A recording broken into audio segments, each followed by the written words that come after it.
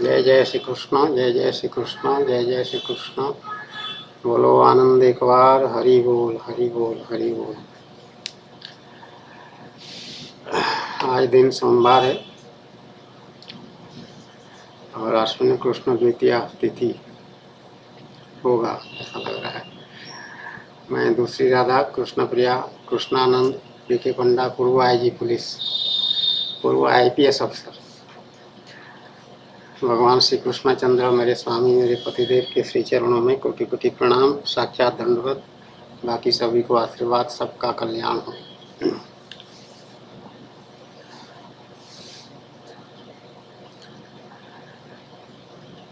सनातन धर्म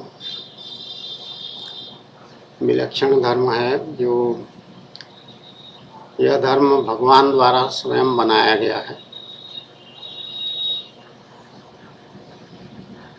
सतयुग में सभी मनुष्य धार्मिक प्रवृत्ति के हुआ करते थे, पाप कर्म नहीं करते थे, कोई भी नहीं करता था। और धीरे धीरे जैसे युग परिवर्तन होता है तो मनुष्य के चरित्र और स्वभाव में ह्रास होता है। मतलब वो उनका चरित्र धीरे धीरे खराब होता गया है। जैसे सत्य युग के बाद त्रेता, त्रेता के बाद द्वापर, द्वापर के बाद कली। तो कली में धर्म को लेकर के, चरित्र को लेकर के, पाप पुण्य को लेकर के स्थिति बहुत नाजुक, बहुत खराब माना गया है। भगवान स्वयं इस बारे में बताए हैं हमारे आध्यात्मिक शास्त्रों में। भागवत महापुराण के 12वें स्कंद में कलयुग के क्या क्या स्थिति होगा वो सब वर्णन है।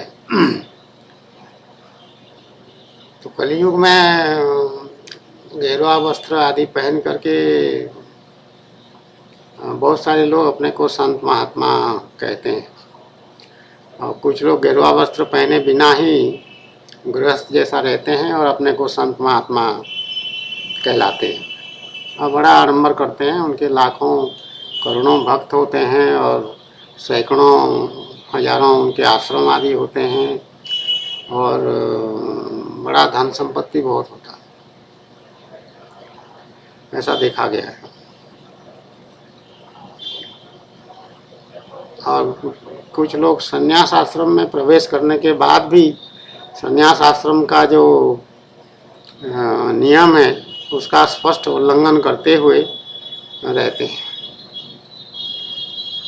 सन्यासी को किसी बना बनाया मकान के अंदर नियमित रूप से रहने का, घर जैसा रहने का अधिकार नहीं है, उसका कर्तव्य नहीं है।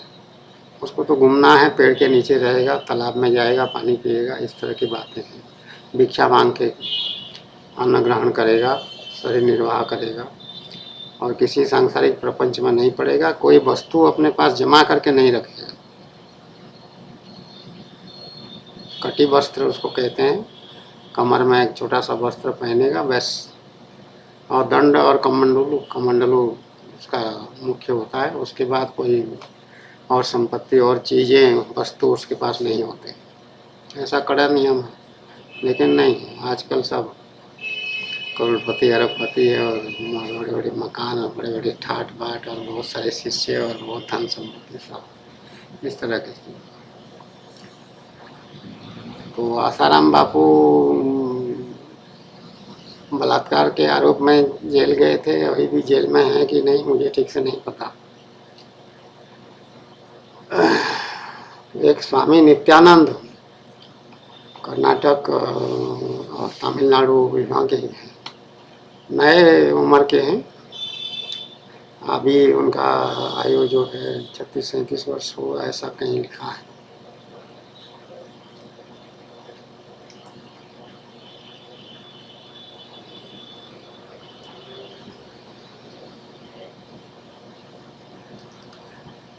स्वामी नित्यानंद चर्चा में आए 2010 में मेरे ख्याल में, जब उनके खिलाफ औरतों का यौन शोषण का मामला अपराध पंजीकृत हुआ और उसमें वो छुप गए जाकर के कहीं। और सोलान हिमाचल प्रदेश के सोलान एक स्थान है, वहाँ डी के पंडा भी गया है भारत दर्शन में दूसरे IPS अफसरों के साथ। वहाँ पर वो गिरफ्तार हुए, वहाँ महीनों से छुपे हुए थे, 2 महीना या 4 महीना ऐसा कुछ छुपे हुए। वहीं से गिरफ्तार होकर के आए और फिर बेंगलोर में न्यायालय में उनको प्रस्तुत किया गया और उसमें जुडिशियल कस्टडी में गए और बेंगलोर में भी वो जेल में 2-3 या 4 हफ्ता रहे, ऐसा है। तो अभी फिर वो चर्चा में फिर अभी आए हैं।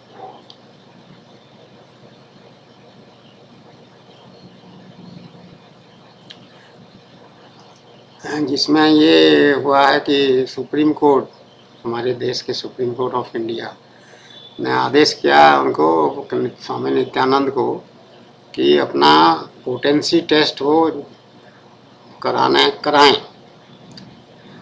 मामला ये था कि स्वामी हाईकोर्ट कर्नाटक ने आदेश किया कि ये अपना पोटेंसी टेस्ट कराएं। उस आदेश के विरुद्ध नित्यानंद स्वामी जो हैं सुप्रीम कोर्ट में अपील की और सुप्रीम कोर्ट ने भी वही कहा कि हाईकोर्ट ने ठीक ऑर्डर किया है और पोटेंसी टेस्ट कराना आवश्यक है, आप पोटेंसी टेस्ट कराइए।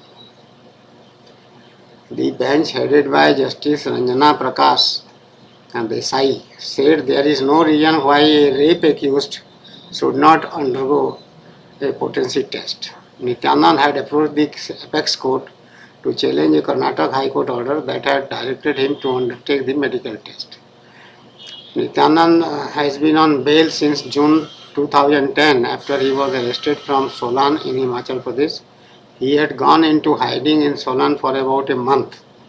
In March-April 2010, after Tamil television channel aired a video showing him indulging in sexual acts. He was in Bangalore jail for 7 weeks.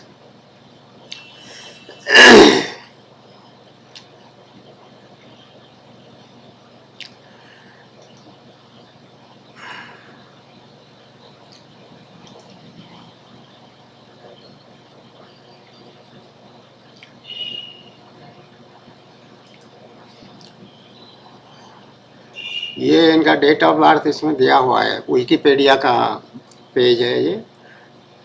Born जनवरी 1, 1978 और मार्च 13, 1977, 2 तारीख दिया हुआ है। Tiruvannamalai, Tamil Nadu, India. Nationality Indian, title honours Mahamandaleshwar of Nirvani Akhada है ये। और philosophy इनका है अद्वैत वेदांत वाले हैं। तो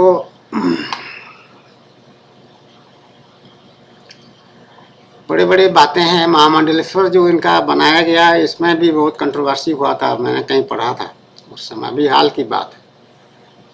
तो इनको यहाँ तीर्थराज प्रयाग में पूर्ण कुंभ मेला जब पिछले दफे हुआ था उसी समय इनको ये दिया गया, निर्वाणी अखाड़ा वालों ने दिया है, क्या है उसका भी एक पेज है कहीं।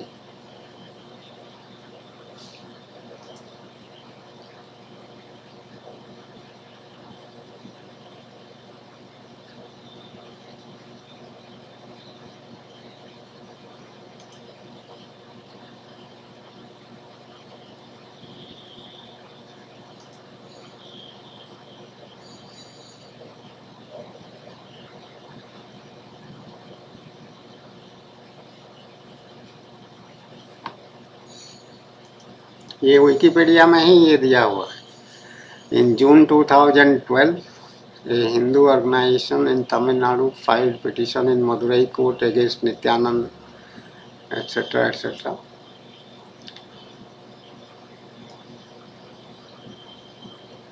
In February 2013, Swami Nityananda was conferred the title of Mahamandaleshwar of the Nirvani Akhada during the Kumbh Mela in Prayag. The event was a closed ceremony, जिसको क्लैंडस्टाइन बोल के किसी ने कहा कि वो छुप करके गोपनीय रूप से उसको दे दी। तो इसमें बहुत सारे appointment met with protests from some other akhadas and saints, as traditionally Mahakumbh officials are invited as are other akhadas. Narendra Giri, the Mahant of Niranjani Akhada, was quoted as saying, though it is the prerogative of the akhadas to confer the title of Mahamadeshwar, one has to see whether the person is fit for the same. The title is given to the saints who have selflessly served the mankind. Nityananda does not deserve the title. Ravishankar जो हैं वो art of living वाले, वो उन्होंने भी criticise किया, ऐसा भी लिखा है। महानिर्वाणी अखाड़ा वालों ने ये उनको टाइटल दिया महानिर्वाणी अखाड़ा, तो महानिर्वाणी अखाड़ा वाले उसको अपने काम को डिफेंड किए हैं और कह रहे हैं Ravindra Puri was quoted as saying Nityanand may have been facing charges but it is his personal life and we have nothing to do with that. We should keep in mind that the charges have not yet been proved. ये बात सही है कि आरोप जब तक प्रमाणित नहीं होता है न्यायालय में, चाहे वो बलात्कार का हो, चाहे और कोई मामला हो, चोरी का हो, चाहे किसी का हो, जब तक प्रमाणित नहीं होता है तो मुलजिम अभियुक्त जो है वो निर्दोष माना जाता है, इनोसेंट माना जाता है। तो उस हिसाब से टेक्निकली आरोप लगा है, प्रमाणित नहीं हुआ, ये नित्यानंद की स्थिति है। लेकिन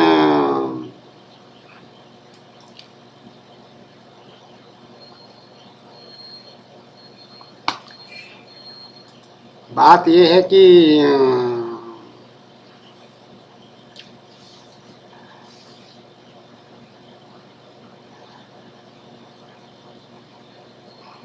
ये सब क्या हो रहा है, सनातन धर्म की इससे ख्याति बढ़ रही है कि घट रही है, और इस प्रकार के आरोप बार बार लगना कोई अच्छी बात नहीं है। और ये कम उम्र के आयु में इतने सारे अपना जाल फैला लिए हैं ये नित्यानंद भी, और इनका पास जो है 1400 मिलियन लिखा हुआ है। दिसंबर 2010 में 1400 मिलियन रुपया, US डॉलर में 23 मिलियन ऐसा लिखा है।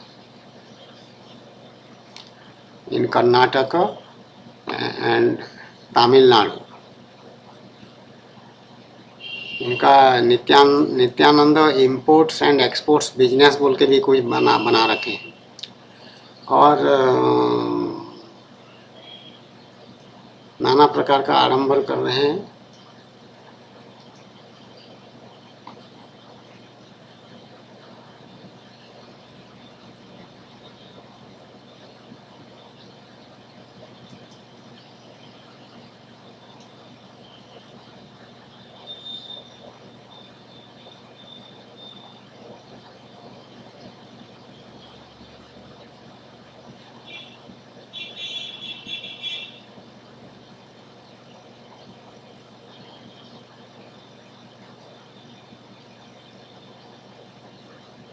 कोई आरती राव का बात इसमें विकिपीडिया में दिया हुआ है। Aarti Rao, former follower of Nithyananda, gave a detailed account of her 5-year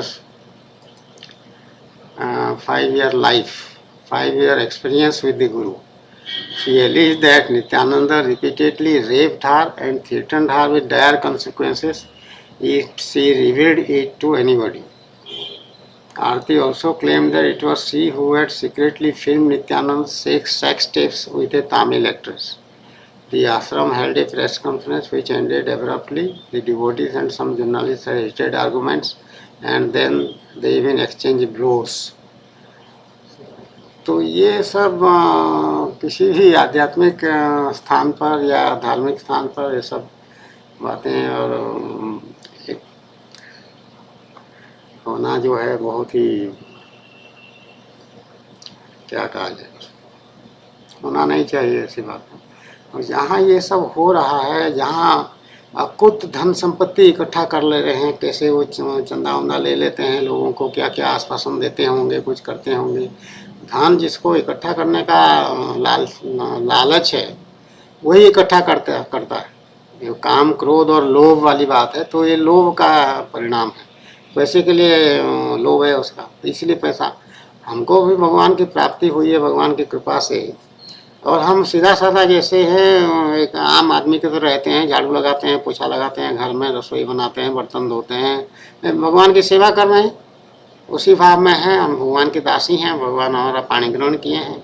और हम झाड़ू तो एकदम सड़क तक लगाना पड़ता है हर रोज सुबह, नहीं तो सामने गंदा हो जाएगा मैं घर के मेन मुख्य द्वार पर, तो सब झाड़ू लगाना पड़ता है। वो कूड़ा उठाते हैं, कूड़ा फेंकते हैं, सब तरह तरह के कूड़ा होता है। तो इस तरह से एक साधु पुरुष जैसा त्याग का जीवन संत महात्मा जो होते हैं, ये भी गिरवा वस्त्र टाइप का पहनता है। संन्यास आश्रम में है कि नहीं ये इसमें स्पष्ट नहीं लिखा है।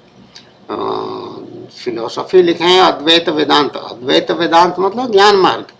ज्ञान मार्ग में जो होगा वो अधिकतर सन्यासी लोग ज्ञान मार्ग में जाते हैं। जो भक्त लोग होते हैं वो संन्यास आश्रम में जाने की उनकी आवश्यकता नहीं रहती।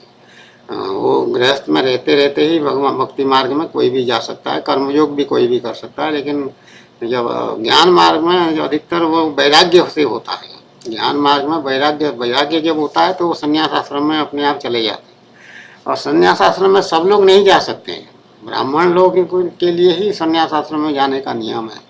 तो ये ब्राह्मण है ये नहीं है ये भी मुझे नहीं पता, इसमें कुछ लिखा भी नहीं।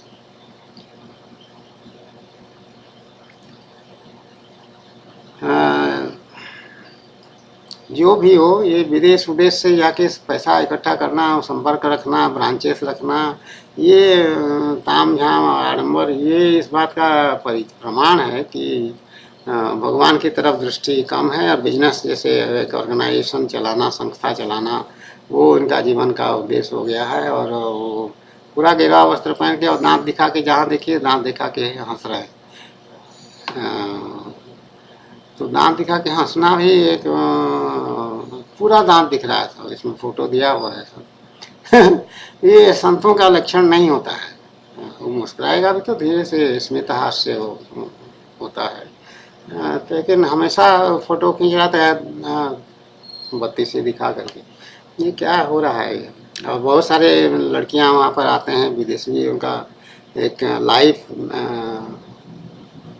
लाइव ब्लेसिंग या ऐसा कोई का एक वीडियो उसी नाम से निकालते हैं।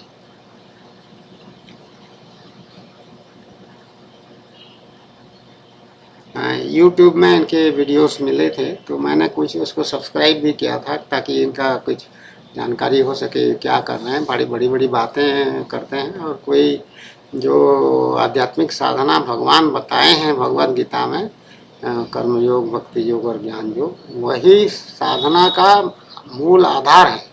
जो कर्मयोग, भक्ति योग, ज्ञान योग का अभ्यास नहीं करता है वो साधक को कोई लाभ नहीं हो सकता है। अद्वैत वेदांत की साधना अलग से कोई कहीं पे प्रिस्क्राइब नहीं है, कहीं दिया नहीं हुआ है। भगवद गीता ही एकमात्र स्थान है, ग्रंथ है या भगवान का उपदेश है जहाँ पर मनुष्य आध्यात्मिक साधना कर सकता है। और भागवत महापुराण में 11 स्कंध में उद्धव को निमित्त बनाकर भगवान बहुत सारे ज्ञान के उपदेश और बहुत सारी आध्यात्मिक साधना की बताए हैं। वो ये दो चीज़ें जो हैं सार हैं आध्यात्मिक साधना में। और उद्देश्य भगवान की प्राप्ति है, ये नहीं कि उसमें कोई वो पालथी मार के बैठा देते हैं और उसके बाद वो मेंढक की तरह उछल फुदक के उछलना वो दिखाते हैं। लड़कियां भी करते हैं, लड़के भी करते हैं। उनके आश्रम में ये भी उनका एक वीडियो में दिखाने, जो महेश जोगी कराते थे। जो महेश जोगी कर्मकांड वाले वेद के आदमी हैं। कर्मकांड में उन्होंने बहुत उपलब्धि भी हासिल की थी, ऐसा भी जानकारी है, कुछ सूचना मिला। ये कर्मकांड वाला नहीं है, ये तो ज्ञान मार्ग वाला है। तो ये सब क्यों करा रहा है? इससे करा करके लोगों को खाली इम्प्रेस करने वाली बात है कि देखो मैं कैसा जादू कर देता हूँ कि आदमी हल्का हो जाता है, ऐसे उछल के उड़ना शुरू कर देता है। तो उड़ना मनुष्य जीवन का उद्देश्य नहीं है। भगवान की प्राप्ति करना या प्राप्ति होना वही मनुष्य जीवन का एकमात्र उद्देश्य है। ये भगवान भगवद गीता आदि में, महापुराण में ये बताएं, भगवद महापुराण में। तो उसी में जाना चाहिए सभी साधकों को और भागवत गीता का आश्रय लेकर के भगवान की कृपा प्रसाद से उनकी उपासना करना चाहिए। और वो सब नहीं करके ये करके फिर वो बलात्कार के आरोपी जेल जाना, 57 दिन या कितने दिन जेल में रहे, इस तरह की बातें करना। लेकिन लोग हमारे जो हैं ये भी बहुत बढ़िया है, विचित्र है। वो कोई भी कहीं आश्रम उश्रम बना लेता है तो वहाँ पहुँच जाते हैं। मुझे बार बार कहते हैं कि आपके आश्रम में हम आएंगे। कोई मिलता है बाहर, अभी एक इंदौर के एक व्यक्ति मिले थे जगह, तो उनको पता चला कि ये वही है, रिटायर्ड IPS अफसर, और वो भगवान की भक्ति में ऐसे पीताम्बर पहन रहे हैं और ऐसे हो गए। तो वो आए मेरे पास, वो बोले कि आपका आश्रम कहाँ है। मैंने कहा आश्रम उश्रम नहीं है कुछ भी, क्या भगवान का मंदिर है, भगवान वहाँ रहते हैं इसलिए उसको मंदिर कहते हैं। उनका धाम है कृष्ण प्रेम धाम, प्रीतम नगर में वहाँ। बोले कि मैं आऊँगा भगवान का दर्शन करने के लिए। मैंने कहा कोई ज़रूरत नहीं आने की, भगवान तो सब जगह है, सभी मंदिरों में है, कहीं भी दर्शन कर लो, एक ही बात है। हमारे मंदिर में कोई खास बात है ऐसी बात नहीं है। हाँ, यहाँ पर भगवान प्रकट है, मेरे लिए प्रकट है। वो तुमको दिखाई पड़ेंगे कि अनुभव होगा कि नहीं तुम जानो उसको। तो इसलिए यहाँ आने की कोई आवश्यकता नहीं है। तो किसी भी प्रकार का जमावड़ा करने से क्या होगा। मुझे अपनी सेवा जो करनी है भगवान का, वो मुझे समय कम पड़ता है उसकी, वो सेवा मेरा नहीं हो पाएगा। फिर एक आएगा संसार की बातें बातें करेंगे और उल्टी पुल्टी, हम बच्चे कहाँ हैं और वाइफ कहाँ हैं और कैसे खर्चा चल रहा है, कहाँ पेंशन मिलता है कि क्या मिलता है, फालतू बातें सब। तो मैं मना कर दी, और ऐसे मैं मना कर देती हूँ। और वो यहाँ जब आते भी थे उनको भी मैं धीरे धीरे मैंने कहा कि तुम लोग आते हो उल्टी पुल्टी भगवान के खिलाफ भी बोलने लग पड़ते हो, ये सब पाप कर्म करते हो यहाँ पर के मेरे सामने, ये सब ठीक बात नहीं है, मत आया करो। तुम यहाँ अपना जो घर में करो, भगवान का भजन कीर्तन जो करना चाहो वही, यहाँ आने की कोई ज़रूरत नहीं।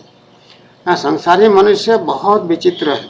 वो कहेगा कुछ, करेगा कुछ, उसके भाव कुछ, अंदर कुछ और सोच रहा होगा, अब मुंह से कुछ और कह रहा हो।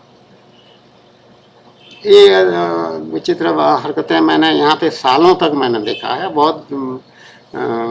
उसके बाद फिर मैंने अपने स्वामी भगवान से भी मैंने कह दिया कि स्वामी आप कृपा करिए, लोगों को माता रहती है। तो पूरा भगवान का अनुभव करने में तुम एकांत में अपने साधना करना पड़ता है, और भगवान को तुम याद करके साधना करोगे तो भगवान तुमसे बातचीत करना शुरू कर देंगे, तुमको अनुभव करा देंगे कि वो वहीं आ गए हैं। ये सब अनुभव की बातें बता रहे हैं, कोई लिखा पढ़ी कहीं हुआ है उसको पढ़े हैं और बता दे रहे हैं, ऐसी नहीं, झूठ मूठ नहीं, ये सब पर सच्चा अनुभव है। तो भगवत तत्व जो हैं वो सर्वव्यापी हैं, और जैसे ही तुम बैठ के ध्यान लगाओगे भगवान को निष्ठा पूरा समर्पण भाव से 100%, तो भगवान अपने आप आ जाते हैं, ज़्यादा मेहनत भी नहीं करना होगा। हालांकि भगवान की प्राप्ति में DK पंडा को भी 12 वर्ष लगभग हो गया समय, कई जन्म लग जाते हैं। DK पंडा उसके लिए तैयार भी था। तो ये स्थिति है। तो स्वामी नित्यानंद हो या आसाराम बापू हो, ये सब जो स्त्री संग वाला जो बात है, भगवान एकदम मना कर दिए भागवत महापुराण में कि कोई भी साधक है वो स्त्री संग से दूर रहे, पूरा स्त्री संग ना करे, क्योंकि स्त्री वो स्थान है जहाँ पर कि पतन होना एकदम सुनिश्चित है। यहाँ एक इस्कॉन में थे, क्या नाम उनका, इलाहाबाद में बलुआ घाट में इस्कॉन का मंदिर है, सुरपति दास या ऐसा कुछ नाम है। वो वहाँ के प्रेसिडेंट थे इस्कॉन इलाहाबाद के।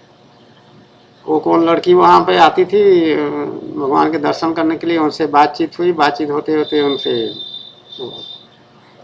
विवाह बंधन में अपने को बांध लिए। अरे भगवान के पास हो, भगवान की सेवा कर रही हो, फिर वही स्त्री में घुसोगे जा करके।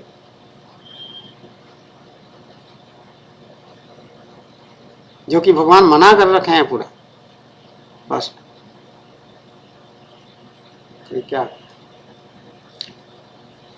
हमारा तो स्त्री थी, हमारी शादीशुदा थे तो धर्मपत्नी थी, भगवान उसको छुड़ा दिए, शादीशुदा धर्मपत्नी को छुड़ा दिए। और भगवान भागवत महापुराण में एक जगह कह रखे हैं कि जो स्त्री पर विजय प्राप्त कर लिया वो मुझ पर विजय प्राप्त कर लिया, ये भगवान कहते हैं। इतना मुश्किल है स्त्री का आसक्ति छोड़ना, स्त्री को छोड़ना, स्त्री का त्याग करना बहुत मुश्किल, बहुत कठिन काम है। स्त्री का आसक्ति, परिवार का आसक्ति, मेरे बच्चे फिलहाल डिमडिमा का, क्या तेरे बच्चे सब भगवान के बच्चे हैं, ये छोड़ के भगवान के ऊपर छोड़ दो सब। तो भगवान छुड़ा दिए। स्त्री होते हुए वहाँ स्त्री नहीं है, भगवान के मंदिर में सेवा कर रहा है वो, और एक लड़की आई, बस शुरू हो गए।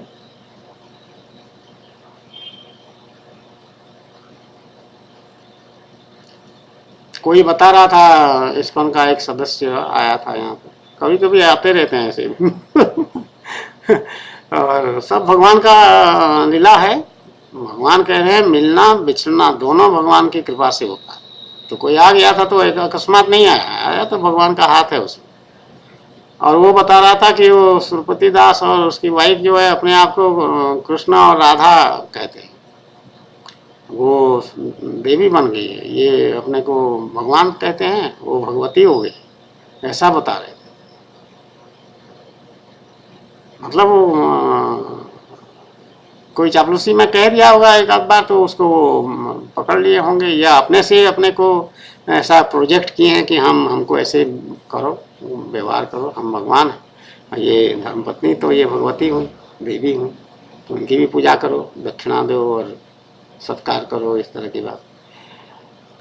तो जो भी हो, ये सब कलयुग में ऐसी बातें होंगी, ऐसा पहले से तय है। तो इसलिए आम आदमी जो है, जो मनुष्य है, उसको सोच समझ करके बहुत सावधानी के साथ ये काम करना है। भगवान कहीं नहीं कहे हैं कि तुमको किसी आश्रम में जाना कंपलसरी है, वो भगवत गीता में कहीं ऐसी बात नहीं है। भगवान कह रहे हैं तुम ऐसे ऐसे करोगे तो इसका फल ऐसा हो, तुमको ऐसा ऐसा अनुभव हो जाएगा, मेरी प्राप्ति हो जाएगी, परम शांति मिल जाएगी, परमानंद मिल जाएगा, ऐसा भगवान कहे। तो किसी के ऊपर निर्भर होने की बात भगवान नहीं कह रहे हैं कि गुरु से जबरदस्ती जाके सीखना, ऐसा भी भगवान आदेश नहीं दिए। एक जगह जरूर कहे हैं कृष्ण अर्जुन को कि तुम मेरी बात पर भरोसा नहीं करते हो तो तुम किसी अच्छे गुरु के पास जाओ, उनकी प्रणिपात होकर के सेवा करो तो तुमको वो बताएंगे। क्योंकि अर्जुन भगवान को मनुष्य समझ रहा था पहले, ये मेरे दोस्त हैं ऐसा समझ रहा है, भगवान है और ये बातें कहते हैं वो सब भगवान की कही हुई बातें हैं, वेद की लकीर की तरह है और पक्की बात है। तो अर्जुन में कुछ ऐसा भगवान देखे होंगे, संशय वाली बात या हल्कापन वाली बात, तो उसको ऐसे ही कहे कि ठीक है तुम चले जाना। और पांडवों को भी यही किए तो भगवान इनके सब मित्रता जैसे व्यवहार करते थे, मनुष्य जैसा व्यवहार करते थे, युधिष्ठिर वगैरह सभी के साथ। युधिष्ठिर वगैरह बड़े भैया करके भगवान जो है उनका चरण स्पर्श करते लीला ऐसा करते हैं पक्का कि कोई समझ नहीं पाए। तो जब भीष्म पितामह युद्ध क्षेत्र में सरसजिया में सोए हुए थे और उनका शरीर त्यागने का समय होने वाला था, तो उससे पहले भगवान जो है पांडवों को यही उपदेश दिया कि जाके वो धर्म के मर्मज्ञ हैं, जानकारी रखने वाले हैं भीष्म, जाके उनसे धर्म की बातें पूछाओ, सब तुमको फायदा होगा। और क्या किए हैं इस बीच में, वो भगवान स्वयं उनको जाकर के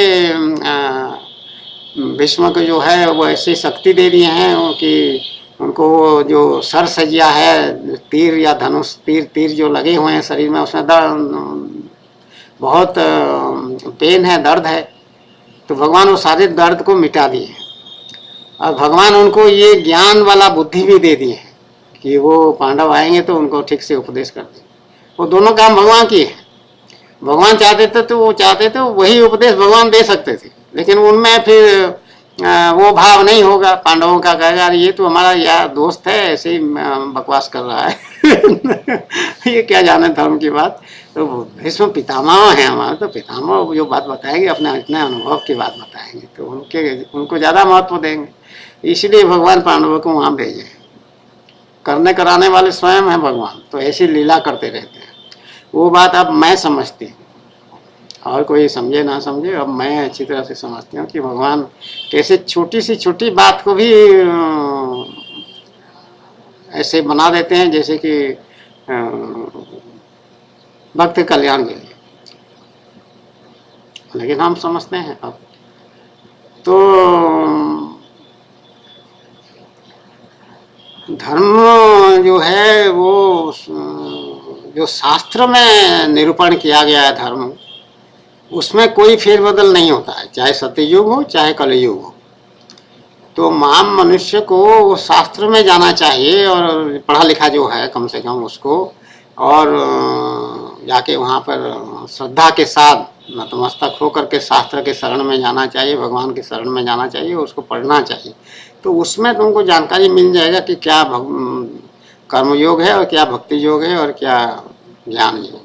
और उसका अभ्यास जब करोगे तो जीवन में धारण करना पड़ता है, तो धारण जब करोगे धीरे धीरे आगे का रास्ता भगवान दिखाना शुरू कर देते। तो इसलिए कैसे इसी तरह से ठग आदि जो ठगी कर रहे हैं, पाजी किस्म के साधु संत बने हुए हैं कलयुग में, इनके पास जाने से तुम्हारा उनका तो कल्याण होगा नहीं, और तुम्हारा भी कल्याण नहीं होगा, आम आदमी का भी कल्याण नहीं होगा, जो वहाँ जाकर के आडंबर में फंस जाएगा और टीवी इंटरव्यू देती रहेगी या देता रहेगा कि हमारे गुरुजी तो बहुत भगवान है, बहुत बड़े संत हैं, भगवान है। हम जानते हैं, हमको ऐसे अनुभव हुआ है, हमको इतना कॉन्फिडेंस मिला है, हमको इतना शांति मिल रहा है यहाँ पर, ऐसा कहेंगे। लेकिन शांति उनकी कुछ है नहीं, तनाव है, लेकिन उसको समझ नहीं पा रहे, और उसके सिखाए हुए अनुसार वो अपने मुंह से इंटरव्यू देके उसकी प्रशंसा कर रहे हैं।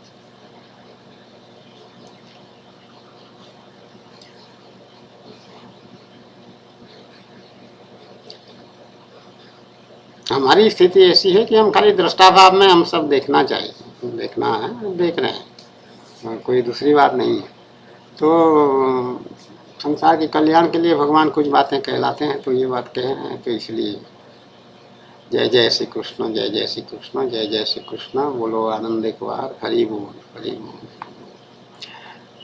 अभी तो समय भी हो गया हमारा, सोने का समय हो गया, लेकिन भगवान का आदेश हुआ तो इसलिए सब सेवा करके, भोग लगा करके, बर्तन वर्तन धो करके आके बैठे, तो ये शुरू भगवान का आदेश हुआ, तो इसलिए इसको कह रहे हैं।